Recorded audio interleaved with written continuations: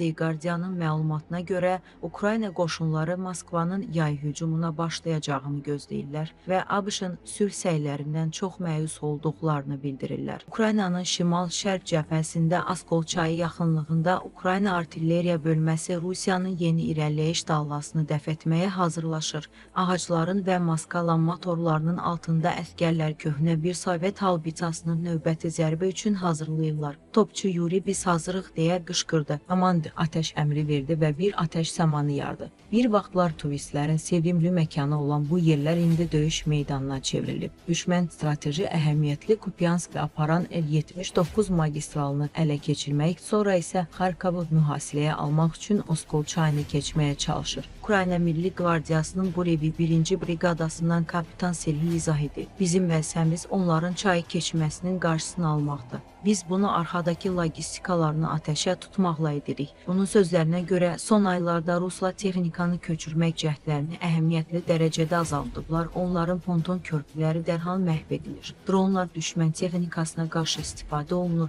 Bəziləri çayı keçməyə cəhd edərkən batır. Yanmış texnikanın yanında Rus əskərlərinin cəsədləri yatır. Topçu Yuri deyir, bəzən ölülərini aparırlar, bəzən də yox. İtlər onların qalıqlarını yeyir. Çoxlu Rus öldü. Bu xoşumuza gəlir. Cəbhə xətti daim dəyişir. Döyüşlər tarlalarda və dağıdılmış meşə zolaqlarında gedir. Ruslar taktikasını dəyişdirərək təkcə BMP-lərdən deyil, həm də ATV-lərdən, motosiklərdən, hətta mülki avtomobillərdən istifadə edirlər. Sergey deyir, çox vaxt mövqe tuturlar. Biz əks hücum edirik və geri alırıq. Bu, irəli-geri hərəkətdir. Əhəmiyyətli bir irəliləyiş yoxdur. ABŞ-ın atəşi dayandırmaq səylərinə baxmayaraq Moskva döyüşməyə davam edir. Putin qələbə günü atəşkəs elan etdi. Lakin o Pasa bayramında da oxşar vədlərini pozdu. Rusiya ötən payızda müəyyən uğurlar qazansa da onun irəliləyişi indi yavaşlayıb.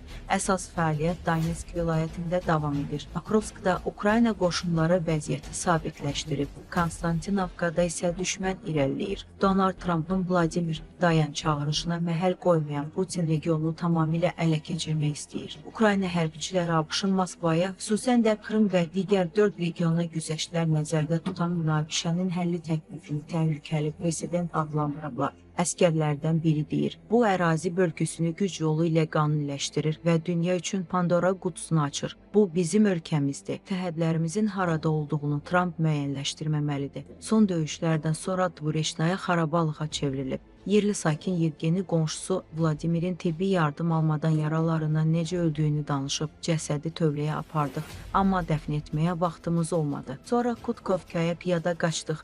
Kupiansk meri Andrey Besedinin sözlərinə görə ərazi davamlı atəş altındadır. Ayda 1500 zərbə əsas şəraitin olmamasına baxmayaraq yanğın zonasında təxminən 750 nəfər qalmaqda davam edir. Bəzi əskərlər bu yay Rusiya hücumunu gözləyirlər və onun operatoru Alex deyir, zəiflik gördükləri zaman əllərindən gələni alırlar. Başqa bir hərbi rəsmi ABŞ-ın sülh təşəbbüslərinin olduqca məyus edici olduğunu bildirib. Zelenski beynəlxalq siyasəti başqa bir işğalın real təhlükəsi ilə tarazlaşdırmağa məcburdur.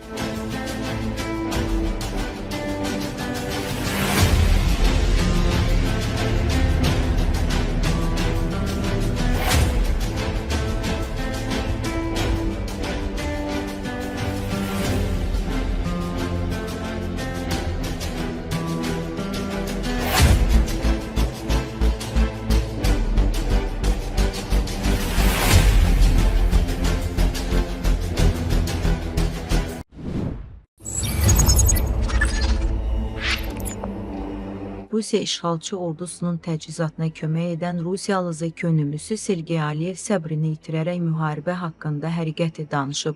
O iddia edir ki, Kremlin Kursk vilayətinin azad edilməsi haqqında söylədikləri yalandır.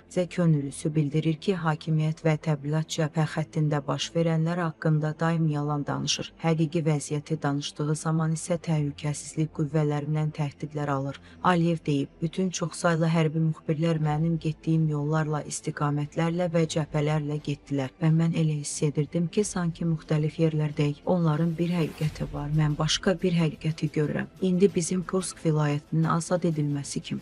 Televizorda hər şey yaxşıdır, hər şey plana uyğun gedir deyirlər. 3 il və artıq 3 aydır ki, hər şey plana uyğun gedir. Əlbəttə bu halda mən heç bir xoş söz deyə bilmərəm. Yalan danışdılar və yalan danışmağa davam edirlər hər yerdə və hər yerdə onlar Kursk vilayətini döyməyə davam edirlər.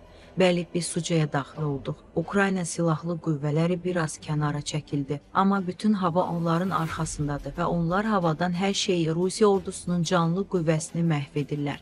Həqiqətə görə məsuliyyətə cəlb oluna biləcəyim barədə neçə dəfə xəbərdarlıq edilib. Çünki bunu etməklə mən orduya böhtan atıram, çirkli paltarları cəmaət arasında yaymaqla həqiqətən nə baş verdiyini deməklə mən orduya böhtan atdım. Ukrayna Müdafiə Qüvvələri diktator Vladimir Putinin aprelin 26-sında onları azad edilmiş elan etməsinə baxmayaraq Rusiya Federasiyasının Kursk vilayətində bir neçə sərhəd yaşayış məntəqəsini nəzarəti altında saxlamağı davam edir. Rusiya ordusu Ukrayna silahlı qüvvələrini sərhəddən kənara sıxışdıra bilməyib. Bu barədə aprelin 28-də Rusiya silahlı qüvvələri ilə əlaqəli olan Rusiya Resursu Şimal kanalı yazıb.